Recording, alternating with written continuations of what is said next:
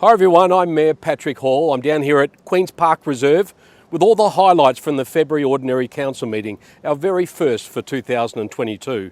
Firstly, I'd like to thank all of you in our community that came down to our annual general meeting of electors recently on the 2nd of February. It was a fantastic night and wonderful to see such a big turnout with everyone respecting the current mask and check-in requirements and complying with the COVID regulations. To start off, Council endorsed the City's comments regarding the local government reform and acknowledged WALGA's advocacy positions and its recommendations on the subject. This aims to reduce red tape and provide greater transparency and accountability, enhancing local democracy and community engagement within the local government sector.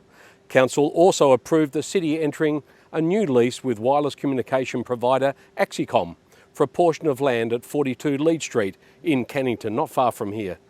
Moreover, the Council has now appointed the Human Resources Services of Brainbox Group, love that name, to assist elected members to undertake the review and design of the annual Chief Executive Officer Performance and Salary Review process, an important process. Council also approved the City's recommendations to request that the Minister for Lands dedicate 3 land lots in Cannington. This serves to formalise the appropriate land tenure of the constructed right-of-way at Alanya Close in East Cannington. Now, in response to the state government planning reform, Council also adopted the changes proposed to 3 local planning policies. These changes will provide improved guidance whilst aligning with the state government's updated regulations. Council also adopted the City of Canning Dog Amendment local law, and no public consultation submissions were received, unfortunately, but nevertheless it was adopted on the night. The local planning policy for tree retention and planting development was also adopted by Council with one amendment, which included grass trees, which at 3 metres tall would be close to 180 years old, a worthy inclusion.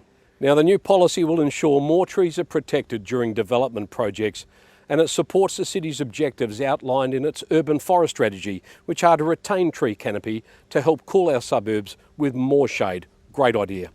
After positive community feedback, Council also adopted the draft Dog Spaces strategy, which looks to allocate $360,000 for 2 dog parks in Queen's Park and also in Shelley. And finally, and I do mean finally, Council progressed 2 important motions. The first, a request to audit the City's accessible parking to ensure the City's compliance with current Australian and New Zealand standards. The second request is a review of the City's conservation flora and fauna policy, a really important policy. This includes a fauna survey and fauna management plan for the waste transfer station and other City land holdings around the Jandakot Eastern Link Road and the Canning Vale Regional Sports Complex. That's where all those kangaroos are at the moment, and we need to protect them. That's all from me today, but if you'd like more information on any of the City's decisions and the outcomes from this month's Council meeting, then please visit Agendas and Minutes on the City of Canning website. Until next time, which will be next month, stay safe, keep your mask on when you need to, and goodbye.